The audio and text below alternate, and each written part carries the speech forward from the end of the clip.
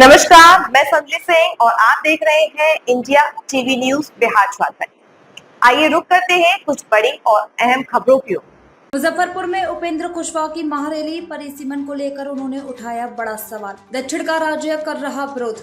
मुजफ्फरपुर के क्लब मैदान में आज राष्ट्रीय लोक मोर्चा का संवैधानिक अधिकार परिसीमन सुधार महारैली हुई, जिसमें उपेंद्र केंद्रीय मंत्री व सांसद उपेंद्र कुशवाहा ने परिसीमन को लेकर एक बार फिर से आवाज बुलंद की।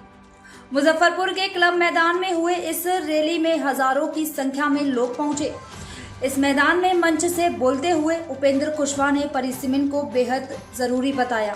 उपेंद्र कुशवाहा ने मंच से संबोधित करते हुए कहा कि दक्षिण के राज्य नहीं चाहते कि परिसीमन हो, लेकिन परिसीमन नहीं होने से बिहार को बहुत नुकसान होगा।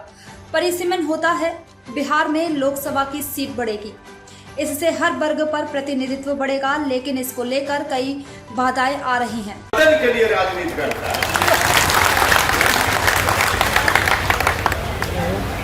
और परिवर्तन के राजनीति तो निश्चित रूप से कठिन काम है ही,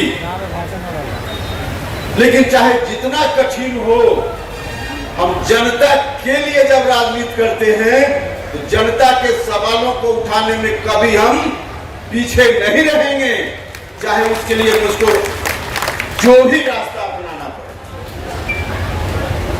हमने हमेशा किया और इस बात की चिंता मुझको आज भी नहीं है कि राजनीति में मुझको क्या हासिल होना है और नहीं हासिल होना है। आपकी ताकत, आपका स्नेह प्यार, यही हमारे लिए बहुत बड़ी चीज है। इससे ज्यादा कोई पद राजनीति में नहीं है।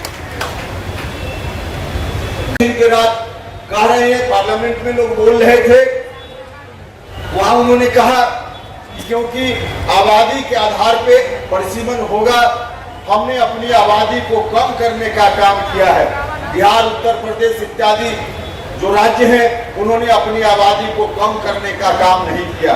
भाइयों और मित्रों, यह पूरे तौर पे गलत तथ्य पेश किया जा रहा है, पूरे तौर पे गलत तथ्य पेश किया जा रहा है। जब से हिंदुस्तान में जनसंख्या की गिनती होने लगी, जब हिंदुस्तान आजाद नहीं था 1881 में,